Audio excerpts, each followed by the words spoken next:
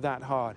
The wind and the rain are not the only hazards on this course. You can't see any trees. There are no trees at St Andrews, but there are plenty of things here that can catch the golfers out. And I've been searching around, rummaging around St Andrews to find out what they are.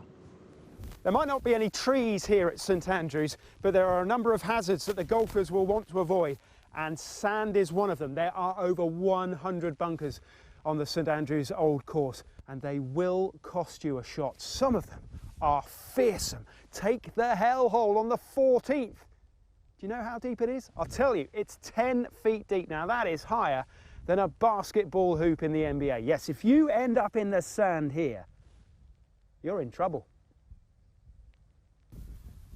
Then, of course, there's the long grass.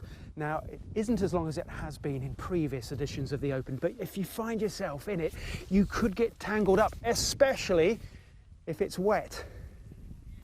There's the Gorse too. Now, if your ball goes in the Gorse, you're going to have trouble finding it.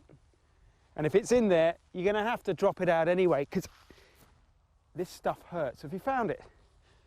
Ah, there we go. See, that's unplayable.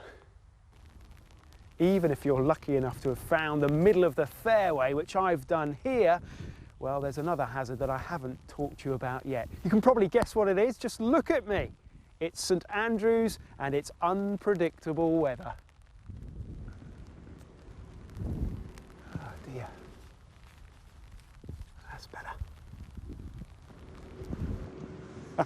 Well, this lens is okay, but that one did get a bit wet.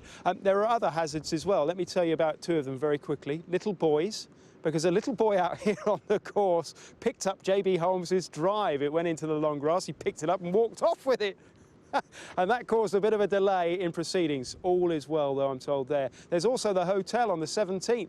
I'm afraid Shane Lowry, the Irish golfer, well, he checked his ball into the hotel there to stay for a few nights, went out of bounds.